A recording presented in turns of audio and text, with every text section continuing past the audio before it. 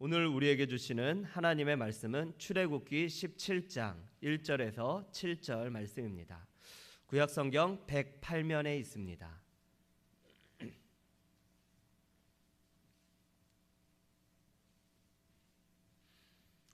출애굽기 17장 1절에서 7절 말씀입니다. 구약성경 108면입니다. 다 함께 합독하시겠습니다. 이스라엘 자손의 온 회중이 여호와의 명령대로 신 광야에서 떠나 그 노정대로 행하여 르비딤의 장막을 쳤으나 백성이 마실 물이 없는지라. 백성이 모세와 다투어 이르되 우리에게 물을 주어 마시게 하라. 모세가 그들에게 이르되 너희가 어찌하여 나와 다투느냐? 너희가 어찌하여 여호와를 시험하느냐? 거기서 백성이 목이 말라 물을 찾으매 그들이 모세에게 대하여 원망하여 이르되 당신이 어찌하여 우리를 애굽에서 인도해 내어서 우리와 우리 자녀와 우리 가축이 목말라 죽게 하느냐? 모세가 여호와께 부르짖어 이르되 내가 이 백성에게 어떻게 하리이까? 그들이 조금 있으면 내게 돌을 던지겠나이다. 여호와께서 모세에게 이르시되 백성 앞을 지나서 이스라엘 장로들을 데리고 나일강을 치던 내 지팡이를 손에 잡고 가라. 내가 호렙산에 있는 그 반석 위 거기서 내 앞에 서리니 너는 그 반석을 치라. 그것에서 물이 나오리니 백성이 마시리라. 모세가 이스라엘 장로들의 목전에서 그대로 행하니라. 그가 그곳 이름을 마사 또는 무리바라 불렀으니 이는 이스라엘 자손이 다투었으며 또는 그들이 여호와를 시험하여 이르기를 여호와께서 우리 중에 계신가 안 계신가 하였음이더라. 아멘. 이 시간 서재성 목사님께서 나오셔서 하나님을 신뢰하십니까? 라는 제목으로 말씀 전하실 때 큰 은혜 받으시기 바랍니다.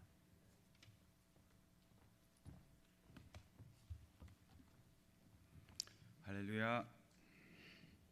오늘도 변함없이 예배의 자리를 지키는 여러분들에게 하나님의 은혜가 함께 하시길 축복합니다. 특세 관계로 제가 갑자기 설교하게 되었습니다. 담임 목사님 설교를 기대하고 오신 분들은 섭섭하시겠지만 참고 제 말씀을 들어주시기 바랍니다. 그럼에도 불구하고 마음을 열고 말씀을 듣는 분에게 하나님의 은혜가 임할 줄 믿습니다. 기도드리겠습니다. 사랑해 주님 감사합니다. 오늘도 하나님 앞에 말씀으로 하나님 앞에 섰습니다. 하나님, 부족한 종의 그 말씀을 통해서 하나님의 말씀들이 선포되어지게 하시고 그 말씀을 듣는 모든 성도들이 하나님을 더욱더 알아가고 하나님을 더욱더 믿고 하나님을 더욱더 신뢰할 수 있는 우리 모든 성도님들 될 수 있도록 축복하여 주시옵소서. 이 시간 온전히 주님께 맡기오며 살아계신 예수님의 이름으로 기도드립니다. 아멘. 우리가 인생을 살아가다 보면 미련한 사람과 지혜로운 사람을 만나보게 됩니다. 우리 스스로도 때로는 미련한 일을 행하기도 하고 때로는 지혜로운 일을 행하기도 하면서 그렇게 살아갑니다. 잠언 12장 15절을 보면 미련한 자는 자기 행위를 바른 줄로 여기나 지혜로운 자는 공고를 듣는다고 이야기합니다. 미련한 자는 자신이 하는 일이 무조건 옳다고 생각하는 그런 경향이 있습니다. 자신이 틀리지 않았다는 것입니다. 반면에 지혜로운 사람은 다른 사람들이 충고나 공고를 하면 그 공고에 귀를 기울일 줄 안다는 것입니다. 또한 잠언 15장 5절을 보면 아부의 훈계를 업신여기는 자는 미련한 자요 경계를 받는 자는 슬기를 얻을 자니라 이렇게 이야기하고 있습니다.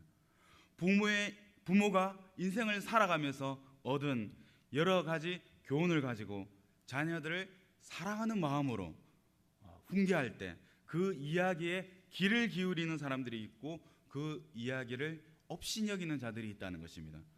부모의 교훈을 업신여기는 것은 어리석은 것이고 미련한 자라는 것입니다.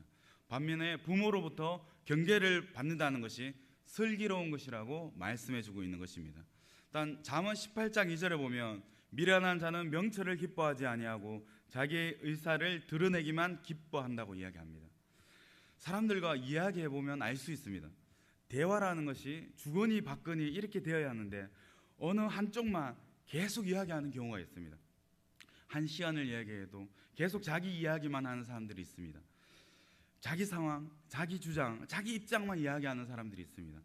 자기 이야기에 바빠서 상대의 이야기는 들을 시간이 없는 것처럼 그렇게 이야기하는 사람들이 있습니다. 미련한 사람은 다른 사람의 이야기를 듣지 않고 오직 자기 이야기만 한다는 것입니다. 또한 잠언 23장 9절을 보면 미련한 자의 귀에 말하지 말지니 이는 그가 내 지혜로운 말을 없이 여길 것임이니라 이렇게 말하고 있습니다. 이제는 더욱 심해지는 것입니다. 충고하지도 말라는 것입니다.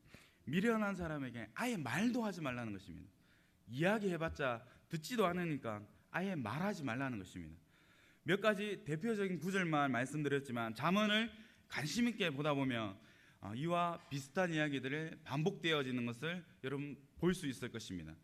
차라리 미련한 사람에게 말하는 것보다 지혜로운 자에게 한마디 충고하는 것이 낫다 이렇게 이야기하는 것도 있습니다. 미련한 자의 특징이 무엇입니까? 다른 사람의 이야기에 귀를 기울이지 않는다는 것입니다. 탈무드에 이런 이야기가 있습니다.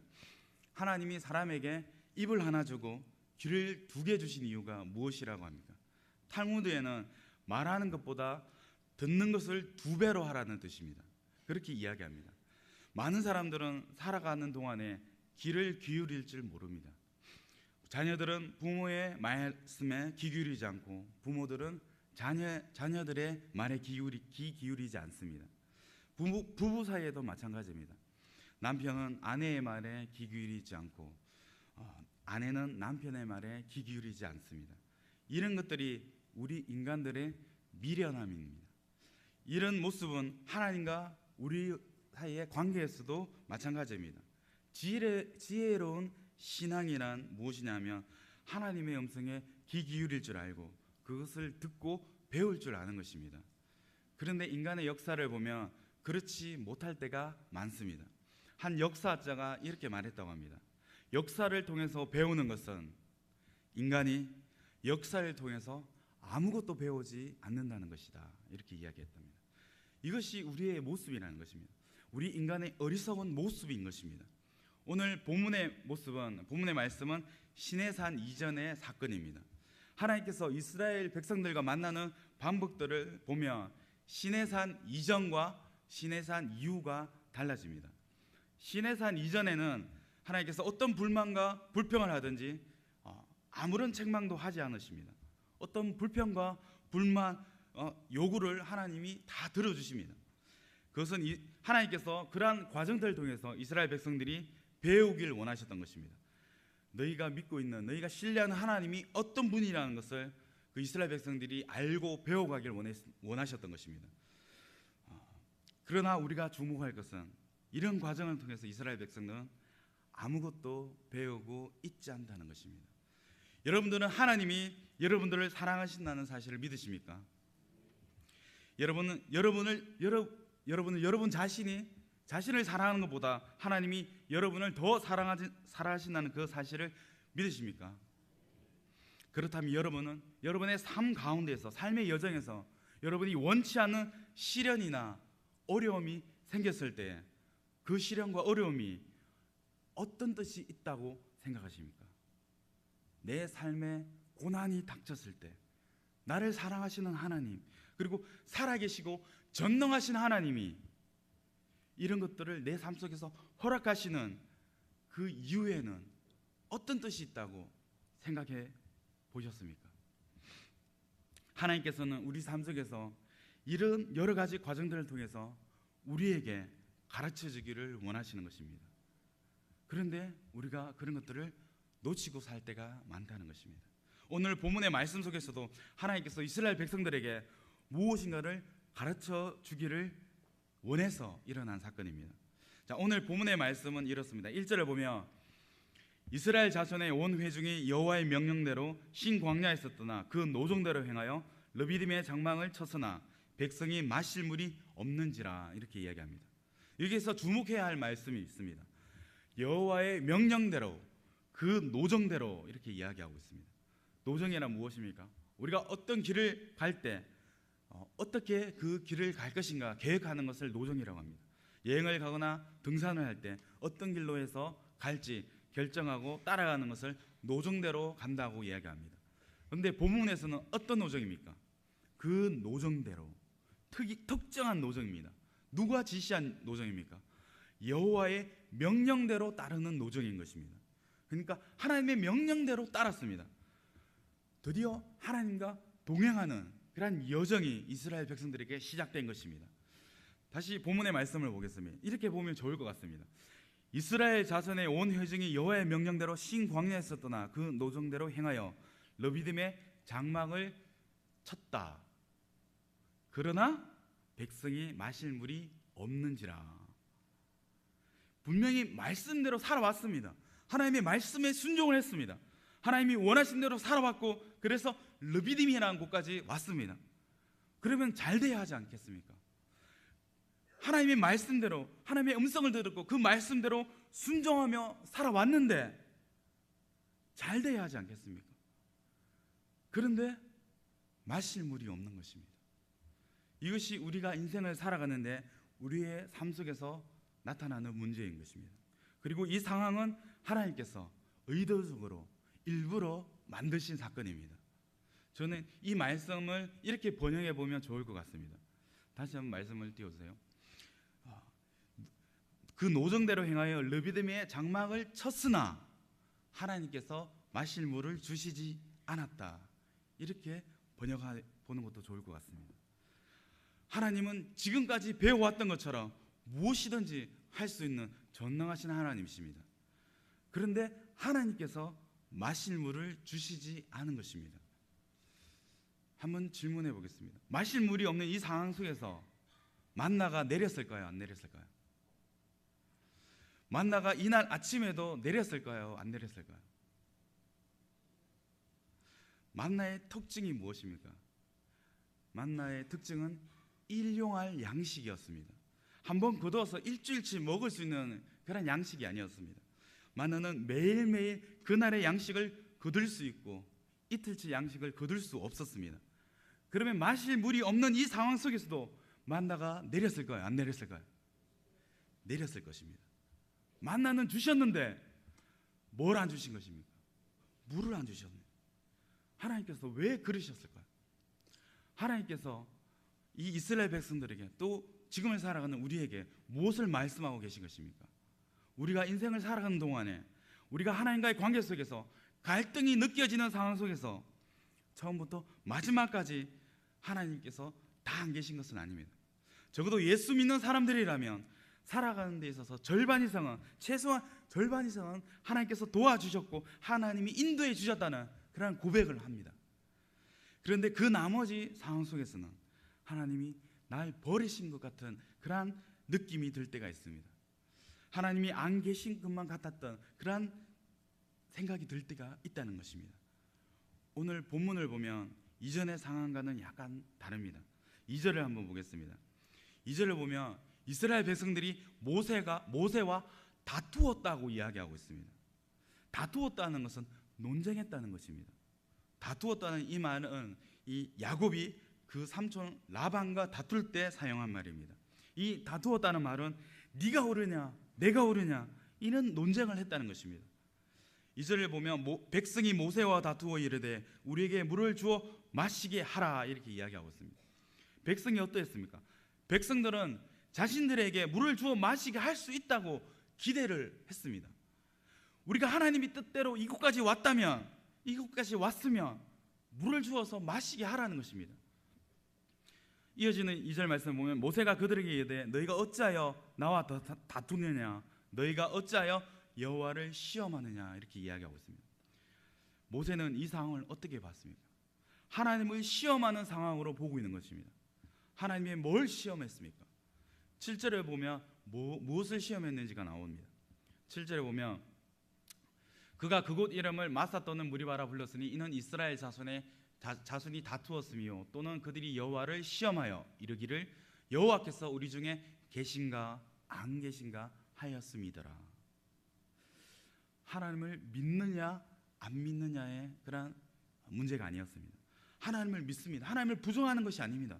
문제는 하나님이 우리와 함께 계시느냐 안 계시느냐, 내 형편을 알고 계시느냐, 내 문제를 아시고 계신가 안 계신가, 그것을 이야기하는 것입니다. 우리가 신앙생활을 하다 보면 하나님을 안 믿는 것은 아닙니다. 하나님을 믿기는 믿습니다. 하나님을 의지합니다. 그런데 현실 속에서 내가 받아들이기 어려운 상황이 오게 될 때가 간혹 있습니다. 말씀과 같이 말씀대로 순종해서 여기까지 왔는데 물이 없는 상황이 있다는 것입니다. 내 생각과는 다릅니다. 뭔가 내 기대와 다른 상황이 벌어질 때가 있다는 것입니다. 그럴 때 우리의 마음속에 갈등이 생기는 것입니다. 오늘 본문의 말씀은 이 부분에 대해서 이스라엘 백성들을 가르치기 위해서 하나님께서 일부러 일으키신 사건인 것입니다. 여러분, 하나님을 어느 정도 신뢰하십니까? 하나님이 인도하시고 하나님께서 역사하실 때 여러분의 아픔과 고난, 갈등, 이 모든 것을 하나님께서 알고 계신다고 생각하십니까? 오늘 본문의 이스라엘 백성들이 여호와와 다투다가 어떤 논쟁을 벌였는지 한번 보겠습니다. 3절을 보겠습니다.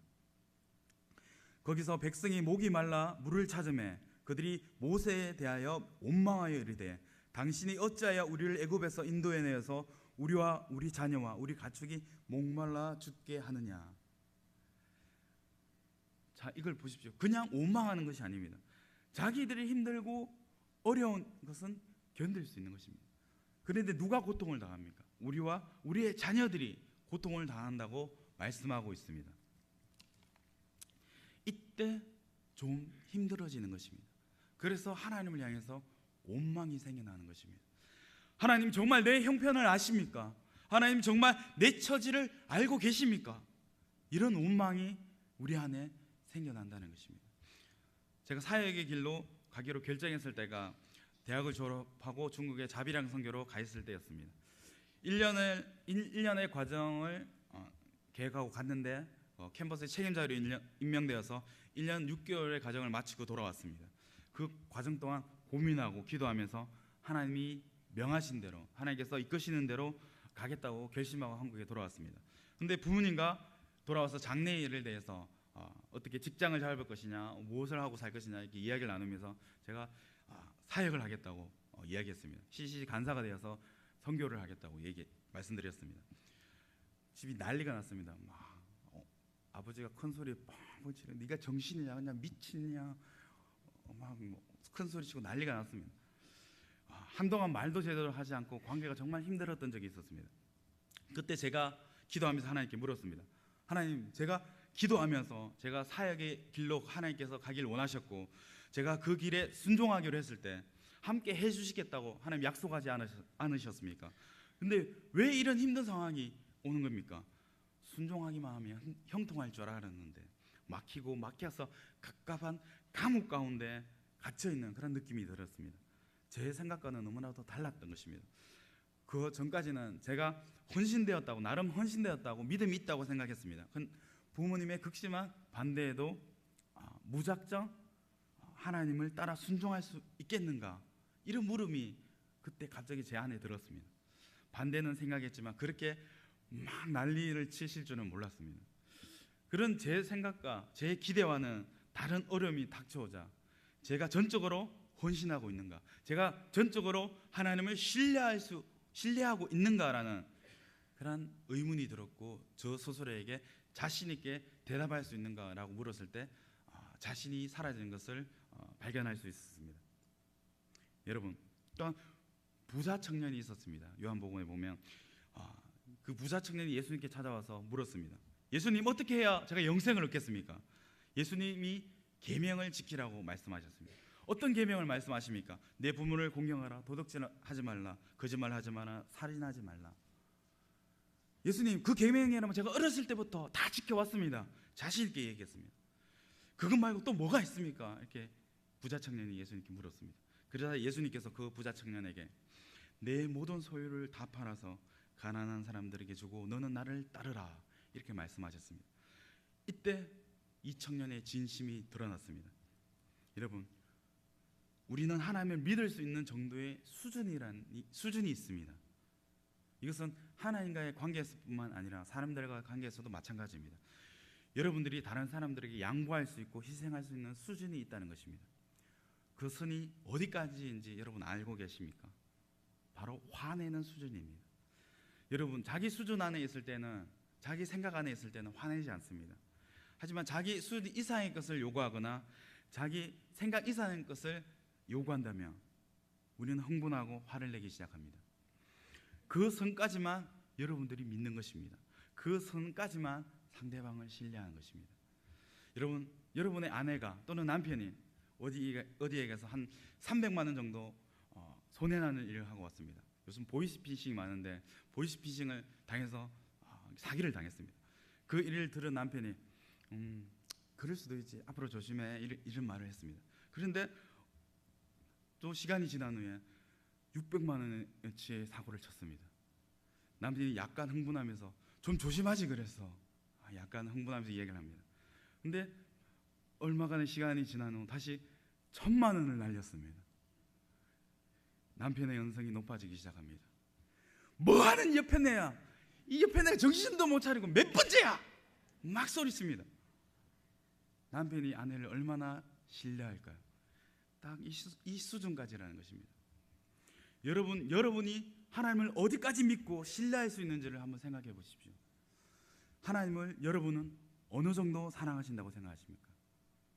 그리고 하나님께서 여러분의 삶의 문제에 대해서 어느 정도 관심이 있을 것이라고 생각하십니까?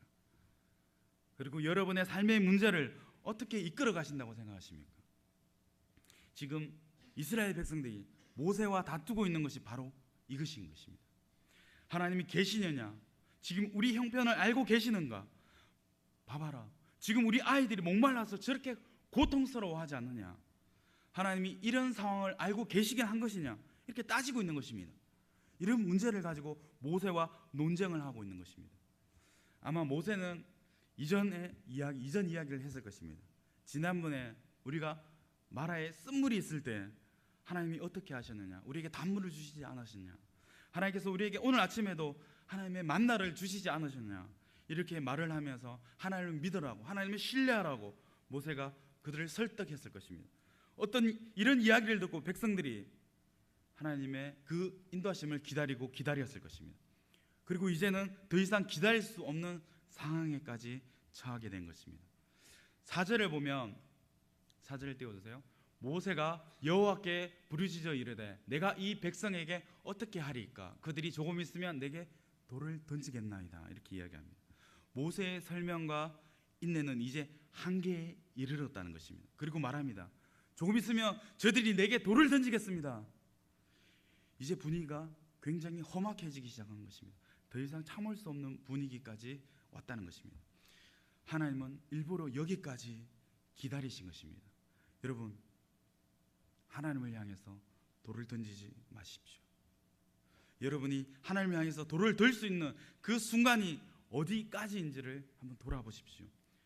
사랑을 가지고 용서합니다. 주님의 사랑을 가지고 용서해야지, 저런 건 받아줘야지, 내가 참아야지. 그런데 어느 순간이 되면 더 이상 참지 못합니다. 사람이 말이야, 양심이 있어야지. 어떻게 저럴 수 있어? 내가 언제까지 참아줘야 돼? 참는 것에서 한계가 있지. 이렇게 폭발하기 직전까지 오는 것입니다. 어느 순간이 되면 더 이상 참는 것이 어려워지기 시작하는 것입니다. 하나님께서 오늘 말씀을 통해서 이스라엘 백성들이 하나님을 향한 타이밍까지도 하나님을 신뢰할 수 있기를 원하시는 것입니다. 요한복음 11장을 한번 보겠습니다. 어떤 병자가 있으니 이는 마리아와 그 자매 마르다의 마을 베다니에 사는 나사로라. 이 마리아는 향료를 주께 붓고 머리털로 주의 발을 닦던 자요, 병든 나사로는 그의 오라버니더라.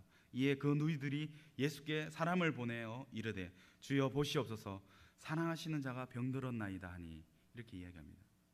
이렇게 예수님께 알렸을 때 마르다와 마리아는 어떤 기대를 가졌겠습니까? 예수님이 하루빨리 오시기를 기대했을 것입니다. 3절을 보면 뭐라고 얘기합니까? 3절을 다시 한번 띄워주세요. 3절, 보시옵소서, 사랑하는 자가 병들었나이다 라고 이야기합니다. 누가 사랑한 것입니까? 예수님이 사랑하는 겁니다. 예수님께서 사랑하시는 자가 병들었나이다, 이렇게 이야기하고 있습니다. 우리 오라버니가 병들었나이다가 아닙니다.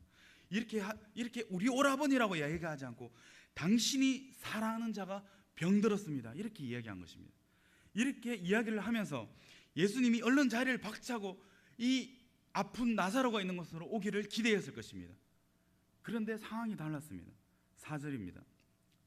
예수께서 들으시고 이르시되 이 병은 죽을 병이 아니라 하나님의 영광을 위하며 하나님의 아들이 이로 말미암아 영광을 받게 하려 함이라 하시더라. 예수께서 본래 5절 6절도 마저 보겠습니다. 예수께서 본래 마르다와 그 동생과 나사로를 사랑하시더니 나사로가 병들었다함을 들으시고 그 계시던 곳에 이틀을 더 유하시고 그 후에 제자들에게 이르시되 유대로 다시 가자 하시니. 아멘. 6절에 보면 뭐라고 얘기합니까? 바로 올 줄 알았는데 더 머무셨다고 합니다. 또한 5절을 보면 마르다와 그 동생과 나사로를 사랑하셨다고 얘기합니다. 사랑하셨는데, 그런데 사랑하셨는데도 불구하고 나사로가 병들었다는 그 말을 들으시고도 이틀을 더 유하셨다고 얘기합니다. 마리아와 마르다의 기대와는 전혀 달랐던 것입니다. 결과가 어땠습니까? 나사로가 병들어 죽었습니다. 자, 이틀 후에 예수님께서 오셨습니다. 요한복음 11장 21절입니다. 마르다가 예수께 여짜오되 주께서 여기 계셨더라면 내 오라버니가 죽지 아니하였겠나이다. 이렇게 얘기합니다. 마르다와 예수님이 만나서 그리고 말합니다. 주께서 여기 계셨더라면. 원망인 것입니다. 왜 주님 오시지 않았습니까? 주님께서 여기 계셨더라면 내 오라버니가 죽지 않았을 것입니다. 그때 왔다면 우리 오라버니가 죽지 않았을 텐데. 이런 원망이 이 마르다 가운데 있었던 것입니다. 그때 우리가 요구했을 때, 병들었다고 소식을 전했을 때 왜 바로 오시지 않았습니까? 이런 원망이 담겨 있었던 것입니다. 마르다만 그런 것이 아닙니다. 11장 32절에 보면 마리아가 예수 계신 곳에 가서 배우고 그 발 앞에 엎드려 이르되 주께서 여기 계셨더라면 내 오라버니가 죽지 아니하였겠나이다 하더라. 마리아도 예수님께 똑같은 원망이 있었다는 것입니다. 자기 언니와 똑같이 이야기를 하는 것입니다. 주께서 여기 계셨더라면, 그랬더라면 우리 오라버니가 죽지 않았을 텐데 왜 그때 안 오셨어요? 왜 그때 오지 않으셨어요? 이런 원망이 마르다와 마리아에게 그 마음속에 있었던 것입니다. 그러나 하나님은 이들의 상황을 의도적으로 더 절망적으로 끌고 가기를 원하셨던 것입니다. 병든 나사로를 고쳐주는 것이 아니라 죽은 나사로를 다시 살려주는 것이 하나님의 뜻이었던 것입니다. 우리가 하나님과 동행하고 하나님과 함께하는 삶을 살아갈 때 우리에게 하나님이 요구하시는 수준이 바로 여기까지인 것입니다. 여러분, 하나님이 계시느냐 안 계시느냐, 이것은 믿음의 초보 수준입니다. 여러분, 하나님을 믿고 안 믿고는 믿음의 초보 수준이라는 것입니다. 이제는 하나님을 믿는다면 우리가 하나님을 어디까지 믿을 수 있느냐, 그 수준까지 올라가야 되는 것입니다. 어디까지 여러분이 하나님을 신뢰할 수 있느냐, 그 수준까지 우리가 성장해야 되는 것입니다. 하나님의 시간, 하나님의 방법까지도 우리가 신뢰할 수 있어야 되는 것입니다. 바나바 훈련을 시작하신 이강천 목사님이 가르쳐주는 것 중에 하나가 바로 이런 신앙의 영성인 것입니다. 자신의 삶이 자신의 뜻대로 풀리지 않았을 때, 내가 원하는 방식으로 내 인생이 흘러가지 않았을 때 우리는 하나님을 향해서 갈등하고 고민하고 때로는 원망하기도 합니다. 그런데 이강천 목사님이 가르쳐 주신 것이 하나가 바로 이것이었습니다. 그분이 지은 보리필이라는 그런 시가 있습니다. 보리필이 알라리 연거는 보리 아래 꿈이 토막으로 허리 잘려 신음한다 해도 당신 숨결에 불려지는 노래라면 보리필이 되어 좋으리, 보리필이 되어 좋으리. 이강천 목사님이 지으신 시입니다. 여러분, 보리가 싹이 났을 때 보리의 꿈이 무엇이겠습니까? 보리알을 맺는 것이었습니다. 그것이 보리의 꿈이었습니다. 그래서 열심히 대를 키웠습니다. 그리고 이삭을 맺고 보리알을 맺기 위해서 자라고 있는데 어느 날 누군가에 의해서 그 보리대가 싹둑 잘려나갑니다. 토막으로 흙이 잘려 신음한다 해도 자기가 예상하지 못했던 일이 벌어진 것입니다. 자기가 보리알을 맺겠다는 생각을 가지고 쭉쭉 자라고 있었는데 어느 날 허리가 갑자기 싹둑 잘려버린 것입니다. 그러나 그 보리대공은 보리알을 맺지는 못했지만 누군가의 보리피리가 된 것입니다. 시를 다시 띄워주세요. 당신 숨결에 불려지는 노래라면 보리필이 되어 좋으리, 보리필이 되어 좋으리. 이강천 목사님은 목회를 하고 싶었던 분이셨다고 합니다. 그래서 미국에 가서 공부를 하고 돌아와서 서울신학교 교수를 하고 계셨음에도 불구하고 그 교수의 자리를 포기하고 목회 사역을 시작하셨다고 합니다. 그 당시 교수는 요즘 교수들과는 다르게 그 당시 교수가 한번 되면 죽을 때까지 교수였다고 합니다. 누구 말대로 앉아서 놀아도 교수를 인정해주는 그런 상황이었다고 합니다. 그럼에도 불구하고 그것을 내려놓고 목회 현장에 왔습니다. 그러나 하나님은 이 목사님을 축복해 주지 않으셨습니다. 그분은 목사로서는 실패한 분이라고 스스로가 고백하셨습니다. 자신은 철저히 목회에는 실패했다고, 그래서 그것이 자신에게는 상처가 되었다고 말씀하셨습니다. 왜 하나님이 내게 이러시는가? 왜 하나님 나에게 이렇게 만드셨는가? 왜 내가 무엇 때문에 나를 지금까지 공부했고, 왜 무엇 때문에 지금까지 달려왔는데 나 이 목회 인생에서는 왜 절망만을 나에게 안겨주시는가? 이렇게 하나님께 기도했다고 합니다. 그런데 하나님이 그분에게 맡기신 사명은 목회가 아니라 목회자들을, 선교사들을 돕는 사역이었습니다. 자기가 생각하지 않았던 그런 인생의 길로 하나님께서 그분을 인도하셨던 것입니다. 그리고 그분은 바나바 훈련을 만드셔서 많은 목사님들과 선교사님들, 그 사람들에게 목회의 길, 영성의 길, 어떻게 하면 정말 하나님을 신뢰하며 살아가는 그런 인생을 살 것인가에 대해서 가르쳤고, 수많은 목사님들, 선교사님들이 도전을 받고 해외 바나바 훈련원이 세워지고 개척되는 그런 사역들을 지금도 이루고 계십니다. 여러분, 이후에 그분이 나중에 그 하나님의 그 계획하심을 인정하고 감사하며 만족할 수 있었다고 고백하는 그런 간증을 들었습니다. 여러분, 사랑하는 성도 여러분, 하나님 믿으시죠? 하나님 여러분을 사랑한다는 사실을 믿으시죠? 정말 믿으십니까? 그런데 여러분, 하나님께서 여러분이 원하신 것과 다른 방향으로 역사할 수 있다는 사실도 믿으십니까? 여러분이 원하시는 것과 다른 방법으로 이끌어갈 수도 있다는 것입니다. 이때 우리에게 필요한 것이 뭐냐 하면 하나님의 음성에 귀 기울이는 것입니다. 제가 시작할 때 잠언 말씀으로 시작했습니다. 결론도 잠언으로 하려고 합니다. 잠언 1장 7절을 보여주십시오. 다 함께 읽겠습니다. 여호와를 경외하는 것이 지식의 근본이거늘 미련한 자는 지혜와 훈계를 멸시하느니라. 아멘. 여러분, 지혜롭게 살아가는 것이 뭐냐면 여호와를 경외하는 것입니다.